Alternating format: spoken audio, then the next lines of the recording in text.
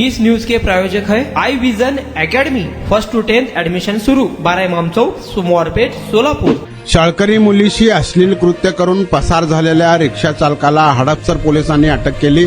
त्याच्या विरुद्ध गुन्हा दाखल झाल्यानंतर पोलिसांनी 24 तासात रुग्णालयात आरोपपत्र देखील दाखल केले। युसुफ गफ्फार खान वय 55 राहणार कोंडवा असे अटक करण्यात आलेल्या रिक्षा चालकाचे नाव आहे। याबाबत एका शाळकरी मुलीने हडपसर पोलीस ठाण्यात फिर्याद दिली आहे।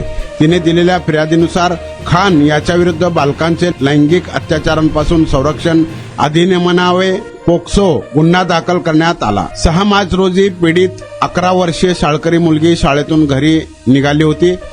त्यावेळी रिक्षा चालक खान याने मुलीशी अश्लील कृत्य केले। घाबरलेल्या मुलीने याबाबत पोलिसांकडे तक्रार दिली। या प्रकरणात गुन्हा दाखल झाल्यानंतर खान पसार झाला होता।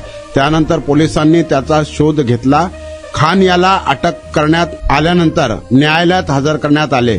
या गुन्ह्याच्या अनुषंगाने पोलिसांनी तपास करून आवश्यक ते पुरावे संकलित करून त्याच्या विरुद्ध न्यायालयात आरोपपत्र दाखल केले।